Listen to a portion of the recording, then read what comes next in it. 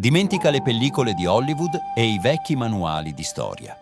La realtà custodita dal vento delle grandi pianure è molto più straordinaria di quanto ci sia mai stato raccontato. Per oltre 15.000 anni, i popoli nativi dell'America del Nord hanno camminato su un continente immenso, nel silenzio più assoluto. Un'eternità vissuta interamente a piedi, dove i cani erano gli unici compagni di viaggio e di fatica. Il mondo non conosceva il suono degli zoccoli. Le distanze erano confini invalicabili e la vita si misurava al ritmo lento dei passi umani. La cronologia ufficiale fissa una data precisa per la fine di un'era, il 1680.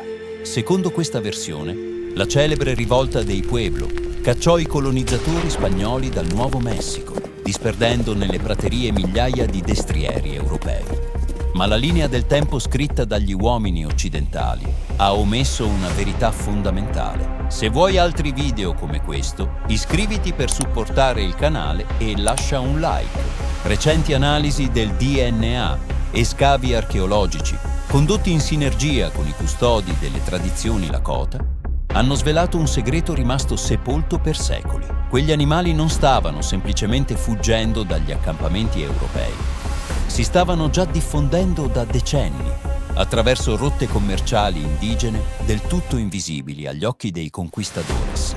Molto prima che i soldati stranieri avanzassero verso il nord, i nativi avevano già riconosciuto in quella creatura un potere ancestrale.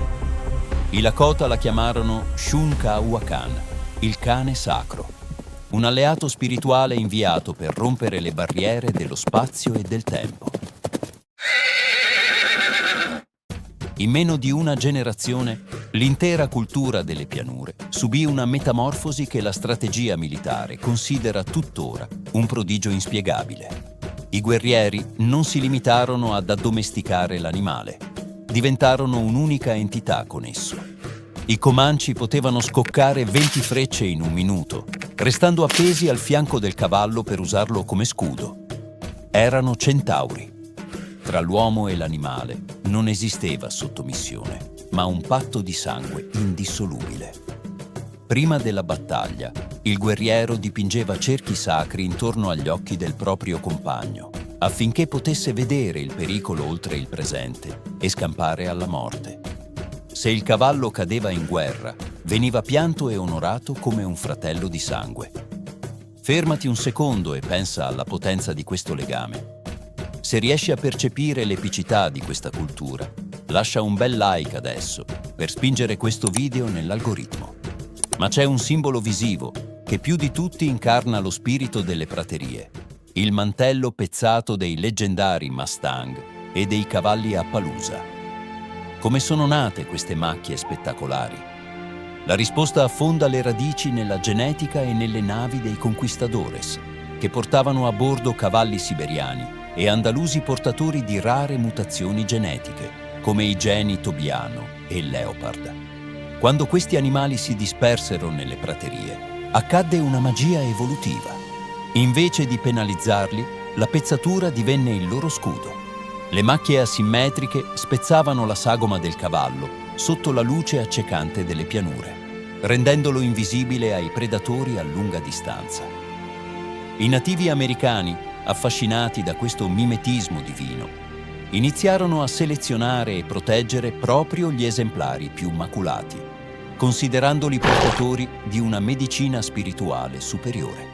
Ma la ragione profonda di un'unione così viscerale, rapida e totale risiede nel più clamoroso paradosso della scienza. I fossili dimostrano che il genere Equus si era evoluto milioni di anni prima proprio nel cuore del continente americano. Da quelle terre, attraversando l'antico ponte di ghiaccio dello stretto di Bering, i primi esemplari migrarono verso l'Asia e l'Europa. Successivamente, al termine dell'ultima era glaciale, i mutamenti climatici li cancellarono definitivamente dal loro territorio d'origine. Questo significa che quando le navi spagnole sbarcarono nel Nuovo Mondo, non stavano introducendo una specie aliena in un ecosistema straniero. Stavano inconsapevolmente riportando il cavallo nella sua terra natale. I nativi non stavano adottando una tecnologia europea. stavano risvegliando una memoria genetica custodita nel suolo. La terra ha curato la sua ferita. L'animale ha riconosciuto l'erba delle proprie origini e l'uomo ha ritrovato la metà mancante della sua anima. Due destini separati dal tempo si sono semplicemente ricongiunti e nessun confine, nessuna guerra potrà mai cancellare la leggenda dei centauri delle praterie. La storia ufficiale a volte nasconde i cerchi perfetti della natura. Qual è la tua razza di cavallo preferita? Il Mustang? L'Appaloosa? O un'altra che porti nel cuore? Scrivilo nei commenti perché, finché ricorderemo la loro storia, il cane sacro e l'uomo correranno insieme liberi nel vento.